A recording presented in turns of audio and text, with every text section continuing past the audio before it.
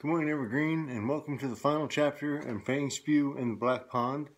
This is chapter 15, Summer Solstice is the title of it. It's about four pages long, short one. You probably know this already. Frogs celebrate summer solstice. It's a big party for them with games, food, and lots of laughs. The only problem is determining when summer solstice occurs. You remember that summer solstice is the longest day of the year. The sun is above the horizon for the longest time. But frogs don't have a calendar. They are astute observers of the length of the day, but they don't know when the longest day is until after that day. They know that the sun rises a bit later, sets a bit earlier than it did the day before, and therefore they celebrate summer solstice one day late. But who cares? And what a celebration it is. You remember frog weddings start off with a swimming race? Well, for the summer solstice, they start off with a hopping race. And while this is a frog-only event, many other species show up to watch. This year, the moles stopped by. Birds, including Flutterby, flew in for the celebration. And of course, Timos came down from his tree to cheer his best friend Fangspew. But Fangspew didn't participate in the hopping game with good reason. He was saving his strength for the second game. You've certainly watched frogs hop before and know they're not the most accurate jumpers. I don't think I'm speaking out of school here. So when you line up 50 or so frogs for a 5-yard race, that's like humans running a mile. Someone's going to get hurt. A twisted ankle, a bruised thigh, or perhaps a little road rash are all not only possible, but inevitable. Fangspew had run these races before, had always done well and never been hurt, but he did not want to risk it this time. So he, Timos, and Bubbles Lime sat in the spectators area and watched. And what a race it was. Off to a fast start. But there were mid-air collisions, fender benders, grunts, and croaks, and from the spectators' area, cheers and laughter. It's a beautiful day for the festivities. Midsummer is normally very hot at Black Pond, but with the cloud cover the past several days, and temperatures were quite reasonable. The frogs were all in high spirits. It had been a good summer with no strange animals, no unexplained deaths, and no accidents. A teenage frog, don't know his name, crossed the finish line first. He had good strong legs and obviously trained for this event. The crowd cheered him past the finish line and his trophy with several freshly captured flies. Second game of the day's activity was called the spot jumping. Whereas the first game was all about speed, the second game was all about accuracy. Fangspew was ready for this one. An X is scratched in the dirt near the water's edge. A large circle was drawn around the X about a foot away from it. The objective was to remain outside the circle and jump, landing on the X. The landing point measured from where the frog's buttocks whacked the ground. There were 3 rounds in this game. The first involved landing closest to the X. The second required a 180-degree spin in the air before landing on the X. When done properly, you landed looking at the spot you took off from.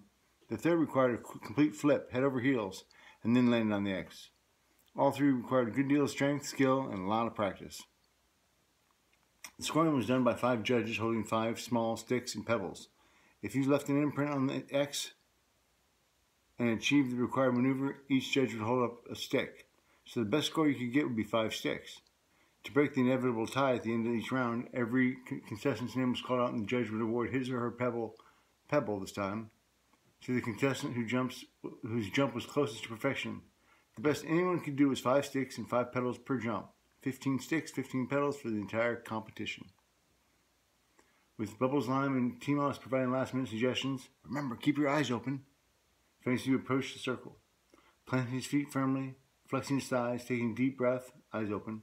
He launched himself at a 45-degree angle. For a frightful moment, he thought he'd overshot, but he spread his legs and arms to increase the wind resistance and brought himself in for a smooth butt-first landing right in the center of the X. His face broke into a smile and he glanced at the judges. 5 sticks. He hopped back over to Bubbles Lime and Timos, accompanied by much backslapping and croaking. At the end of the series, his score was 5-2. Only 2 pebbles? Exclaimed Bubbles Lime hotly. Judges are blind. Yours was better than Mallet's, and he got 5-3. The next jump required a 180-degree spin, and Fangspew did not believe this to be his strong jump. He lined up as before, mentally reviewed the twisting motion required, and launched himself at a 50-degree angle as he wanted to give himself extra altitude to complete the spin. But he put too much spin into his jump and he knew it immediately after launch. He tried to slow the spin rate down by spreading his arms and legs, but to no avail. He landed at 210 degrees, not the 180 required. However, it was a nice landing, slightly off center from the X, and he did get 4 sticks, no pebbles, for his effort. Third jump was the hardest, head over heel flip. He felt good about this one, practiced it several times. T-Mouse reminded him to use his good tuck. Bubbles Lime reminded him about the positions of his hands, firmly wrapped around the knees, and kissed his cheek for good luck. This time he jumped at a 60-degree angle, even more altitude required, and the launch felt great. He smoothly went into the tuck, locked hands around knees, head down, eyes open, saw brown dirt rotate to blue sky, came out of the tuck and positioned himself for the landing, and poof, firmly on his frog butt, firmly in the center of the X, as perfect of a jump as he'd ever done. He bounced happily over to his friends, all smiled and high fives, and noted the 5 sticks and watched the final jumpers. When the names were called for the pebbles, his was first, and only because he got all 5 pebbles, a perfect 5 out of 5. And when the final totals were tallied, T-Mouse figured this out quickest. Fangspew won with 14 sticks, 7 pebbles. What a great day. Following the first 2 games, the frogs took a lunch break. That's actually kind of misleading. Frogs don't eat 3 meals a day like humans do. Rather, they snack throughout the day. They don't worry about ruining their appetite for dinner with a snack of tasty flies at 3 o'clock. So when I say the frogs took a lunch break, what they really did was take a break from the games, continue snacking, review the results of the first 2 games. Kind of like what we do around the water cooler on Monday morning after a good football game the night before. Third game was the scavenger hunt. Teams of 2 were given a short list of items to acquire that were found around the pond. Fangspew and Bubbles Lime paired up against 15 other teams and received instructions. They were to gather a black stone, 4-leaf clover, a stick that was at least as long as the smallest team member. The starter croaked out, "Go!" and they were off. Bubbles Lime whispered into Fangspew's ears so other teams wouldn't hear. "Over on the other side of the pond," she said. "Big clover patch over there. Sure to be some 4-leaf ones." "Great," he whispered back. "And there are black stones at the bottom of the pond. I remember where. Let's get them on the way to the clover patch." They set off, staying together as the rules required. Entered the cool water of Black Pond, refreshing, dove for the bottom. And as frogs can hold their breath for quite some time, the stone was not hard to find. They both swam around in gradually larger circles until Bubbles Lime saw one.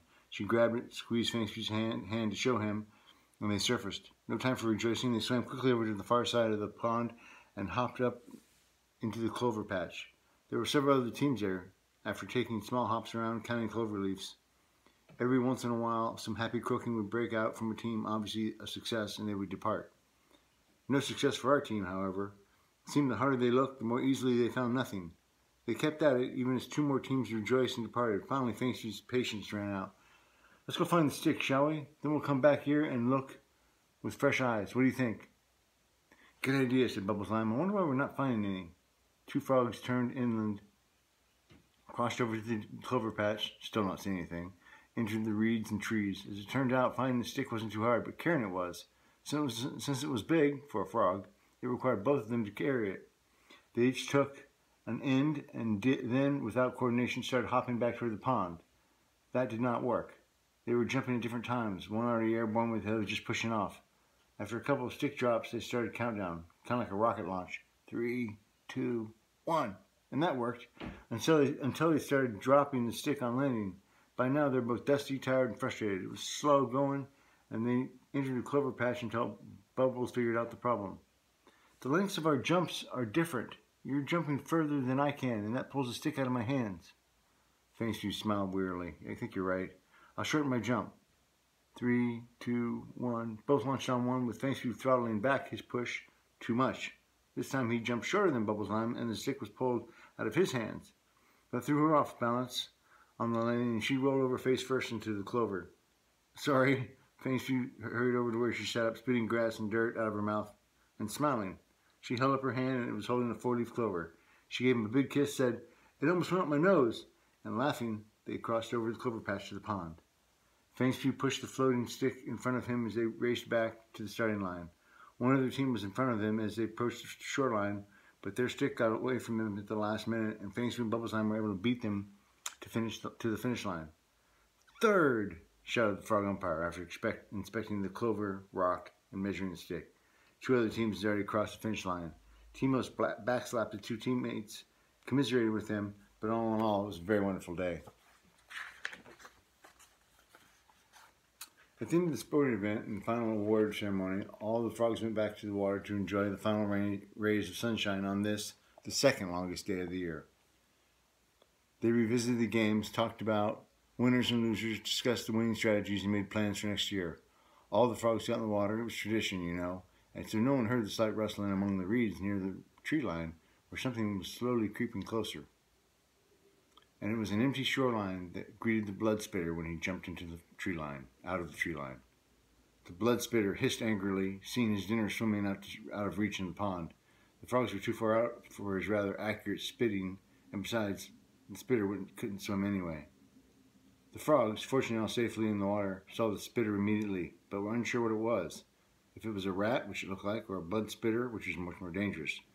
The uncertainty was resolved when the spitter stood up on hind legs and, in obvious frustration, sent a stream of saliva mixed with blood into the pond. It bared its long claws and hissed again. The spit landed nowhere near the frogs, who'd smartly moved a bit further out. Frogs were a favorite meal of the blood spitter. It captures its prey by spitting in their eyes a mixture of slightly toxic saliva and blood. The blood is for aiming purposes, I think, kind of like tracers with a machine gun. The frogs were unfortunately easy targets. Their eyes are right out on the outer surface of their skin, not sunk in like ours. Also, even worse, when a frog gets blinded, it freezes. Since it can't see, it won't jump, and that made it easy kill for the blood spitter. But there would be no kill for the spitter tonight. The frogs decided right then on the spot that they would all be sleeping on the surface of the pond. Not the most comfortable, but a lot better than being someone's dinner. But what about tomorrow? What then? The end.